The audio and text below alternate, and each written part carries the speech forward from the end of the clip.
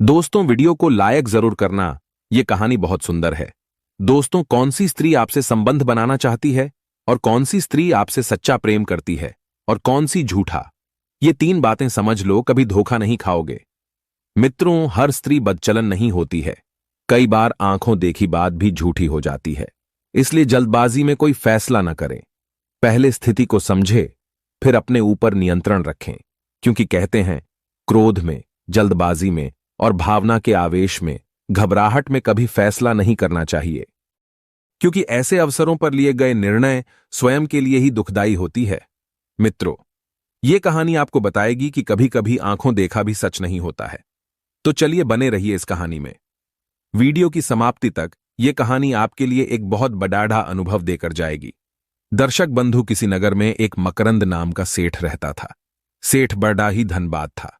उसकी एक गल्ले की दुकान थी। वो अपनी दुकान को बड़ी ईमानदारी से चलाता था। सेठ का काम बहुत ही साफ चौथरा था। उसके यहां किसी भी तरह का छल फरेब नहीं होता था। बहुत से अन्य दुकान वाले जो थे, वो अपने यहां गल्ले में खूब मिलावट करते थे, परंतु सेठ मकरंद कभी राशन में कोई मिलावट नहीं करता था। लेकिन दोस्तों से मकरंद लाल के आसपास वाले जो दुकान वाले थे, उनके यहां मकरंद के मुकाबले ग्राहक तो कम आते थे, परंतु फिर भी वे अच्छा मुनाफा कमा लेते थे। मगर सेठ मकरंद अपनी ईमानदारी के चलते ज्यादा लाभ नहीं ले पाता था। यह बात उसे जब कभी अंदर ही अंदर खसोटती रहती थी। सेठ मकरंद सोचता था कि अजीब जमाना आ गया है। मेहनत और ईमानदारी से चलने वाले तो सिर्फ 2 वक्त की रोटी ही कमा पाते हैं, मगर अधर्म से कमाई करने वाले दिन दुगनी रात चौगनी तरक्की करते जा रहे हैं। यदि मैं इसी रास्ते पर चलता रहा तो जीवन में कुछ खास नहीं कर पाऊंगा। मित्रों, सेठ के मन में भी लालच आ जाता है। सोचने लगा कि मुझे भी अब ज्यादा सतवादी बनने की जरूरत नहीं है। यही सोचकर सेठ ने अनाज में कंकड़ मिलाने की ठान ली। उसने एक थैले में छोटी छोटी कंकड़ भर कर रख लिए। सोचा कि इन कंकड़ों को रात में पत्नी के सो जाने पर मिला दूंगा। अगर उसके सामने मिलाऊंगा तो वो मुझे ऐसा नहीं करने देगी। नगर के लोग मुझ पर विश्वास करते हैं कि मैं एकदम साफ स्वच्छ चीजें बेचता हूं। थोड़ी बहुत मिलावट करने पर कोई मुझ पर शक भी नहीं करेगा। मित्रों, शाम को सेठ ने वो थैला छुपाकर रख दिया। सेठानी ने देख लिया कि सेठ जी आज को छुपाकर रख रहे हैं। सेठानी ने चुपके से उस थैले को खोलकर देखा तो कंकड़ देखकर वो दंग रह गई। सोचने लगी कि सेठ जी इन कंकड़ों का क्या करेंगे। इतने सारे कंकड़ सेठ जी घर में लेकर क्यों आए हैं? कहीं हमारा सेठ राशन में मिलावट तो नहीं कर रहा है? मुझे छुपकर देखना चाहिए। मित्रों, सेठानी बड़ी ही धार्मिक विचारों वाली थी। खूब भगवान की पूजा पाठ करती थी। बेईमानी का पैसा मनुष्य को गला देता है। बेईमानी का धन खाने वाले मानसिक और शारीरिक रूप से कभी सुखी नहीं रहते हैं। इसका असर उनकी औलाद पर भी पड़ता है। दूसरी बात, अगर कोई पापी है, अगर आपने उसके धन की बेईमानी कर ली तो उसका पाप धन के माध्यम से खाने वाले पर चला जाता है। बेईमानी का धन हमेशा रोग और शोक और कलेशों को बढ़ाने वाला होता है। सेठानी यह बात जानती थी। मित्रों, इधर रात का समय होता है। सेठ उन कंकड़ों को अनाज में मिलाने की फिराक में थे। सोचा कि सेठानी सोए तब मैं यह काम करूं। इधर सेठ सोने का बहाना करके अपने पलंग पर लेट जाता है, मगर वो सेठानी को दिखाने के लिए ही लेटा था। असल में तो वो जाग रहा था। उधर सेठानी भी बहाना बनाकर लेट गई कि देखें रात में सेठ जी क्या करेंगे। इस तरह से मित्रों आधी रात बीत जाती है। सेठ को विश्वास हो गया कि मेरी पत्नी सो गई। अब तो सेठ चुपचाप उठा और गले में कंकर मिलाने के लिए चल दिया। इधर सेठ की पत्नी भी धीरे से उठकर उसके पीछे पीछे चल दी।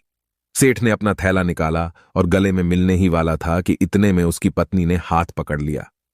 पत्नी ने पूछा, अजी ये तुम क्या कर रहे हो? पत्नी को देखकर सेठ सकपका गया। चोरी तो चोरी होती है और चोरी करने वाला एक बालक से भी, एक बच्चे से भी डर जाता है। उससे कोई उत्तर नहीं आया। सेठानी बोली, सेठ जी, ये मिलावट का धन मुझे नहीं चाहिए। चारों तरफ तुम्हारा नाम है। लोग तुम पर विश्वास करते हैं और तुम लोग में आकर के उनके साथ धोखा कर रहे हो। अरे कम से कम भगवान से तो डरो। ईमानदारी की कमाई से जीने में भला क्या कमी रह गई, जो धोखाधड़ी की सूची ऐसा करके तुम दूसरों के साथ अन्याय नहीं कर रहे, अपने बच्चों के साथ भी धोखा करोगे। किसके लिए कर रहे हो ये सब? मेरे लिए। परंतु मैंने तो कभी आपसे न तो आभूषणों की मांग की और न अच्छे कपड़ों की, न मैंने कभी आपसे अच्छा भोजन मांगा। ईश्वर का दिया सब कुछ तो है हमारे पास। फिर क्यों अपनी नीयत खराब कर रहे हो? मुझे ऐसी अमीरी नहीं चाहिए जो छल फरेब और धोखे की बुनियाद पर बनी हो। मैं तो उस ईमानदारी की गरीबी से ही बहुत खुश हूं। मेरे लिए तो वो ईमानदारी ही अनमोल हीरा है। सेठानी बोली, सेठ जी, आज आपने मेरे भरोसे को तोड़ डांट दिया है। मित्रों, अब तो सेठ अपनी पत्नी की खरी खोटी सुनकर बहुत लज्जित हुए। उसने अपने दोनों कान पकड़े और बोला कि सेठानी, मुझे माफ कर दो। अब जीवन में कभी ऐसा काम नहीं करूंगा। मुझे क्या पता था कि तू इतनी ईमानदार है। मैं ये सब तेरे लिए ही तो करने जा रहा था। खैर, अब तुम मुझे क्षमा कर दो। तुम्हारे जैसी स्त्री जिस घर में होगी, उसका पति पुत्र कभी गलत मार्ग पर जा ही नहीं सकता। अब तुम मुझे माफ कर दो। सेठानी बोली, सेठ जी, माफी मांगकर तुम मुझे पाप का भागी मत बनाओ। आप मेरे पति हो। मित्रों, सेठ को अपनी करनी पर बढ़ा अफसोस हो रहा था और उसने कभी भविष्य में ऐसा न करने का वचन दिया। मित्रों, उस समय सेठानी गर्भावस्था में थी। अपने पति को सही रास्ते का पाठ पढ़ाकर उन्हें बड़ी प्रसन्नता हुई। कहते हैं कि अगर गर्भावस्था में स्त्री अच्छी सोच रखती है, अच्छे विचार उत्पन्न करती है, अच्छे काम करती है, तो उस घर में बच्चा भी अच्छे विचारों वाला ही उत्पन्न होता है। मित्रों, धीरे धीरे समय गुजरता गया। सेठानी ने एक बहुत सुंदर पुत्र को जन्म दिया। सेठ ने उसका नाम जसवंत रखा। एक सुंदर से पुत्र को पाकर दोनों पति पत्नी बहुत प्रसन्न थे। धीरे धीरे बच्चा बड्डा होने लगा। बालक के भाग्य में आगे मां का सुख नहीं लिखा था। बालक जसवंत जब 5 साल का हो जाता है तो उसकी मां मर जाती है। पत्नी का गम सेठ से बर्दाश्त नहीं हो रहा था, परंतु अपने बच्चे के पालन पोषण में उसने कोई कमी नहीं रखी थी। सेठ के रिश्तेदारों ने सेठ से दूसरा विवाह करने को भी कहा, पर अपने पुत्र को ध्यान में रखते हुए सेठ ने दूसरा विवाह करने से इनकार कर दिया। सेठ जानता था कि सौतेली मां बच्चे को वो प्यार नहीं दे पाएगी और मैं भी काम के वसीवुत होकर उसकी गलती होने पर भी उससे कुछ नहीं कह पाऊंगा। सेठ मकरंद अपने बच्चे को मां और पिता दोनों का प्यार देता था। सेठ का लड़का देखने में तो सुंदर था ही, इसके साथ साथ वह गुणवान भी था। धीरे धीरे सेठ का पुत्र जवान हो गया तो सेठ ने सोचा कि क्यों न मैं अपने बेटे का विवाह कर दूं। शादी की बात सुनकर सेठ का पुत्र जसवंत कहता है कि पिताजी, इतनी जल्दी मुझे विवाह के बंधन में मत बांधो। पहले मुझे अपने पैरों पर खड़ी डिढ़ा हो जाने दो। मैं भी अब कुछ काम धंधा कर स्वयं में सक्षम होना चाहता हूं। यदि आप मुझे आज्ञा दे तो मैं व्यापार के सिलसिले में बाहर जाऊं। सेठ ने कहा, बेटे, अब तो सब कुछ तुमको ही देखना है। यदि तुम व्यापार के लिए बाहर जाना चाहते हो तो चले जाओ, पर जाने से पहले तुम मेरी इन 5 बातों का विशेष ध्यान में रखना। पहली बात, हमेशा अपनी जुबान पर कंट्रोल रखना। उतना ही बोलना जितने की आवश्यकता हो। अधिक बोलने से मनुष्य की बुद्धिमानी सिद्ध नहीं होती, बल्कि उसके मुंह से कुछ ऐसी बातें निकल जाती हैं जिनसे व्यर्थ का वाद विवाद खड़ीढ़ा हो सकता है, अनचाही मुसीबत आ सकती है। दूसरी बात, हमारी बेटा, ये याद रखना, रास्ते में तुम्हें एक से बढ़कर एक सुंदर खुशबूदार फूल मिलेंगे। उनकी सुगंध पाकर तुम भंवरा बनकर उनका रस मत लेने लग जाना। तीसरी सीख हमारी ये है कि तुम किसी को धोखा मत देना। चौथी सीख ये है कि कहते हैं उबदड खाबड्ड स्थान पर पारस मिल जाता है, अगर मिल जाए तो उसे छोड़ डाकर मत आना। और 5वीं सीख बहुत ही महत्वपूर्ण है, अगर विष के अंदर अमृत पड़ रहा हो तो निसंकोच पी लेना। अगर कीचड़ में रतन पड़ा दिखाई दे जाए तो उसे बिना घृणा निकाल लेना। अगर नीच से नीच आदमी से भी कुछ सीखने को मिले तो उस ज्ञान को ग्रहण कर लेना। अगर बुरे परिवार से भी, दुष्ट परिवार से भी स्त्री रतन की प्राप्ति होती हो तो उस रतन को अपने साथ ले आना। मित्रों, ये 5 बातें बताकर सेठ मकरंद ने अपने बेटे जसवंत को व्यापार करने के लिए बाहर भेज दिया। पुराने समय में लोग अधिकतर पैदल ही सफर करते थे। ये दुनिया अच्छे बुरे लोगों से भरी पड़ी डिढ़ी है। घर से निकलने के बाद आपको अच्छे लोग भी मिलते हैं और बुरे लोग भी। अब ये आपको देखना है कि उनके साथ कैसा व्यवहार करना है, उनके साथ कैसे रहना है। पहले जब लोग बाहर जाते थे तो जिनके पास पैसा होता था वे किसी सराय में ठहर जाते थे, और जिनके पास पैसा नहीं होता था वे किसी धर्मशाला या किसी पेड़ वृक्ष के नीचे लेटकर रात गुजार लेते थे। मित्रों, जसवंत अपने पिता की आज्ञा लेकर व्यापार करने के लिए चल देता है। चलते चलते रास्ते में उसे दोपहर हो जाता है। उसने देखा कि नगर से बाहर एक घनी छायादार वृक्ष खड़ीढ़ा है। उस पेड़ के नीचे पहले से एक पति और पत्नी आराम कर रही थी। वे दोनों पति पत्नी बहुत खूबसूरत थीं। उस आदमी की जो पत्नी थी वह बहुत सुंदर थी। ऐसा लगता था जैसे कोई अप्सरा उसके साथ हो। जसवंत भी उसी पेड्डाक के नीचे आराम करने के लिए बैठ जाता है, लेकिन वो स्त्री बहुत सुंदर थी, इसलिए जसवंत बार बार उसे देखे जा रहा था। वो स्त्री भी उस खूबसूरत नौजवान की तरफ टकटकी लगाकर देख रही थी, क्योंकि मित्रों, सेठ का लड़का भी किसी राजकुमार से कम नहीं था। तब उस खूबसूरत औरत के पति ने जसवंत से पूछा, भाई, आप कौन हो और इधर कहां जा रहे हो? तब जसवंत कहता है कि मैं एक साहूकार का पुत्र हूं और व्यापार के सिलसिले में आगे जा रहा हूं। सेठ के बेटे का गंतव्य पूछकर वो आदमी कहने लगा, भाई, हमें भी उसी नगर में जाना है जहां आप जा रहे हो। क्यों ना हम लोग साथ साथ चले तो अधिक अच्छा रहेगा, क्योंकि वहां तक पहुंचने में हमें 10 दिन लग जाएंगे। अगर साथ में रास्ता तय करेंगे तो हमारा सफर भी आसान हो जाएगा और हमारे लिए कुछ सहूलियत भी हो जाएगी। उस औरत के पति की बात सुनकर जसवंत खुश हो जाता है, क्योंकि वो तो यही चाहता था। वो सोच रहा था कि अगर इनके साथ चलूंगा तो इस स्त्री की सुंदरता को देखता चलूंगा। सुंदर चीज को कौन नहीं देखना चाहेगा। मित्रों, जसवंत उनके साथ साथ चलने को तैयार हो जाता है। अब तो वे तीनों आपस में बातचीत करते हुए आगे को चल देते हैं। दर्शक बंधुओं, वह स्त्री सुंदर होने के साथ साथ बहुत मजाकिया भी थी। उसने तुरंत जसवंत से देवर भाभी का रिश्ता जोड़ लिया। उस औरत ने पूछा, देवर जी, आपकी शादी अभी हुई है कि नहीं? जसवंत ने कहा, भाभी जी, अभी तो मैं कुंवारा हूं। उस स्त्री ने मुस्कुराते हुए कहा, देवर जी, मान लो अगर तुम्हें रास्ते में कोई सुंदर युवती मिल जाए तो क्या तुम उससे विवाह कर लोगे? जसवंत ने जवाब दिया, नहीं भाभी, मैं ऐसा नहीं करूंगा। वो स्त्री बोली, देवर जी, भला मिठाई किसे अच्छी नहीं लगती, और स्त्री तो वैसे भी किसी रस मलाई से कम नहीं होती है। एक बार इसका स्वाद लग गया तो कभी नहीं कहोगे कि मैं विवाह नहीं करूंगा। मित्रों, वो स्त्री देवर देवर कहकर जसवंत से हंसी मजाक करती हुई चली जा रही थी। वो कभी मुस्कुराती थी। उसकी मीठी मीठी बातें करना, उसका मुस्कुराना, उसका हंसी मजाक करना जसवंत को बहुत अच्छा लग रहा था। लेकिन वो मन में यह भी सोच रहा था कि यह स्त्री कैसी है जो अपने पति के सामने मुझसे इस तरह की बातें कर रही है। पर जो भी हो, उस स्त्री के साथ चलना और उसकी हंसी मजाक भरी बातें सुनना बहुत अच्छा लग रहा था। हंसी दिल्लगी करते हुए वे चले जा रहे थे। इस तरह चलते चलते उन्हें रास्ते में रात हो जाती है। उन्होंने एक जगह ठहरने का निश्चय किया और किसी साफ शुद्ध स्थान को देखकर वहीं ठहर जाते हैं। तीनों ने मिलकर भोजन किया और खा पीकर आराम से सोने की तैयारी करने लगते हैं। सोने से पहले उस सुंदर स्त्री का पति बोला, भाई, हमारे साथ हमारी पत्नी है और प्रदेश में हमें किसी का कुछ पता नहीं कौन कैसा है। सुंदर स्त्री को देखकर भला किसकी नीयत खराब नहीं होती। अब तुम भी मेरे छोटे भाई जैसे हो, हमारी स्त्री की रखवाली करना अब तुम्हारा भी उतना ही फर्ज है जितना कि मेरा।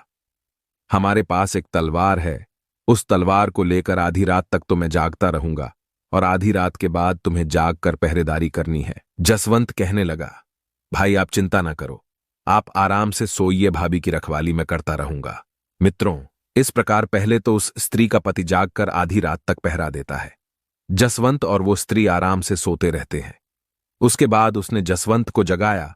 अब सेठ का लड़का पहरा देता है और वे दोनों आराम से सो जाते हैं। थोड़ी देर के बाद जब उसका पति सो जाता है तो वह स्त्री नींद से जागती है और जसवंत के साथ बैठकर मीठी मीठी बातें करने लगती है। इस तरह से वो पूरी रात जसवंत के साथ बैठकर हंसी मजाक सब तरह की बातें करती रही। उस स्त्री का अपने पास बैठकर बातें करना जसवंत को बहुत अच्छा लग रहा था। अब तो उनका रोज का नियम बन गया। आधी रात को जब उसका पति सो जाता था तो वो स्त्री रोजाना रात में जाकर जसवंत के साथ बातें किया करती थी। मित्रों, इस प्रकार से उन तीनों का सफर कटता चला गया। चलते चलते जब वे अपने गंतव्य के नजदीक आ गए तो सोचने लगे कि आज की रात साथ साथ बिताने के बाद अब हम अलग हो जाएंगे। जसवंत को और उस स्त्री को इसी बात की चिंता खाए जा रही थी। इधर जब रात होती है और भोजन करने के बाद वे एक जगह ठहर जाते हैं।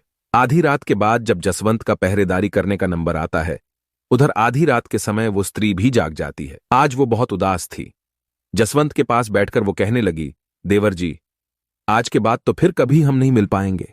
आज ही हमारे पास मौका है। वो स्त्री मुस्कुराती हुई जसवंत से कहने लगी, देवर जी, आप कितने अच्छे हो, मन करता है कि तुम्हें अपनी बाहों में भरकर जिंदगी भर के लिए कैद कर लूं, परंतु मेरा ऐसा सौभाग्य कहां है।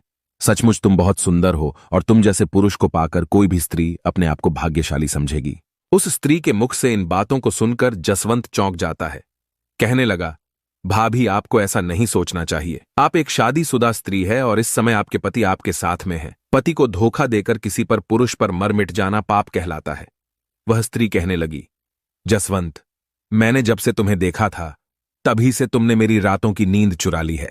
इसीलिए तो मैं रात को जाकर तुम्हारे साथ बातचीत किया करती हूं। सचमुच मैं तुमसे प्रेम करने लगी हूं और तुम्हारा साथ पाना चाहती हूं। रही मेरे पति की बात तो उनकी तुम चिंता मत करो। तुम्हारे हाथ में तलवार है। अगर तुम चाहो तो इस कांटे को काटकर दूर फेंक सकते हो। कहते हैं प्रेम में आदमी कुछ भी नहीं देखता। मैं तुम पर दिलोजान से मरती हूं।